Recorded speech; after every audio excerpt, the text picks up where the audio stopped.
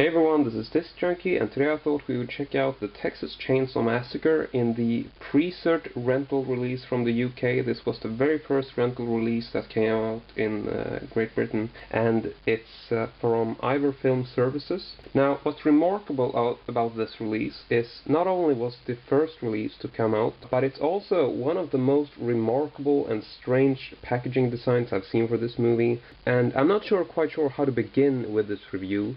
Because if you look at this cover, it's obviously a square-shaped box. I mean, you can tell that easily. But it actually has the Super 8 logo on the cover.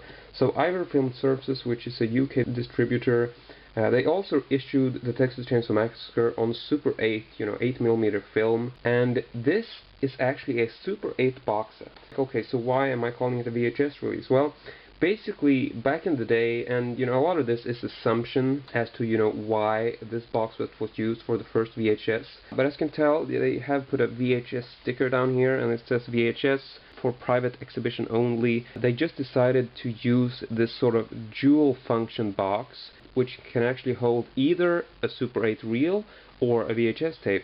It works both ways. So just taking a look at the outer cover. We have the front, very sort of classic. This was reused on other releases from Ivor Film Services with the sort of standard size VHS box. And we can just take a look at the side here, very sort of anonymous in its whole presentation. Once again, no barcode and stuff like that, just a simple description, the movie plot. And this is also one of the things that's turned this release really quite interesting, in particular for Swedish collectors, because seeing as Ivor Film Services is not mentioned anywhere on the cover apart from the logo here, and just reading IFS Super 8, if you don't know about the company itself, it's very hard to determine what this is, where it's from, who released it. And a lot of Swedish collectors have assumed this to be a Swedish release, because back in the 80s, when this movie was banned in Sweden, there was a company called SLT Video in Sweden who released some classic horror movies in a square-shaped type box, very much like this. And they mostly used black and white covers, but seeing as this release was so anonymous, and nobody really knew anything about it, it's become like, sort of a mythology around it in Sweden, where most Swedish collectors have believed it to be a Swedish release. And another thing that, helps support that theory is that this was actually imported by companies back in the 80s. Swedish companies brought this in, and then they sent this out to rental stores.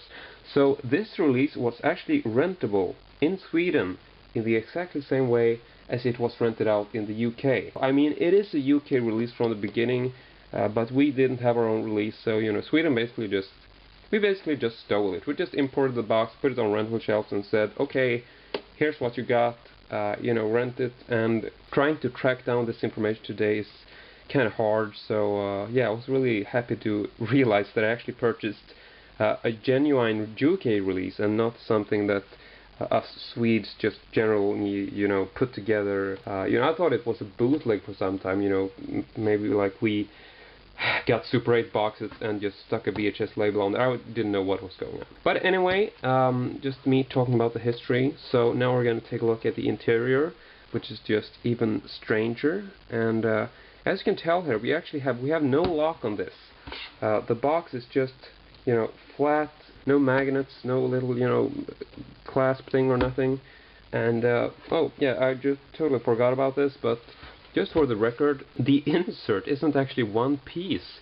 It's actually 3 pieces. So you got the front, you got the spine, and you got the back in separate plastic, insert pockets. Which is also just so very strange. But yeah, opening this up, we come to the interior. Very, very anonymous. And as you can tell, we have a VHS tape, no labels, and this is the way it was rented out in the UK as well. Old Pre-Cert tape, and yes, this is the correct tape, it actually has the movie on it. And then we just have this, as you can tell, we got a round, circular, perfect for Super 8 reels, but we also have this little cutout. So basically, you can use it for a VHS, you can use it for Super 8. And I guess they just did this for practical reasons.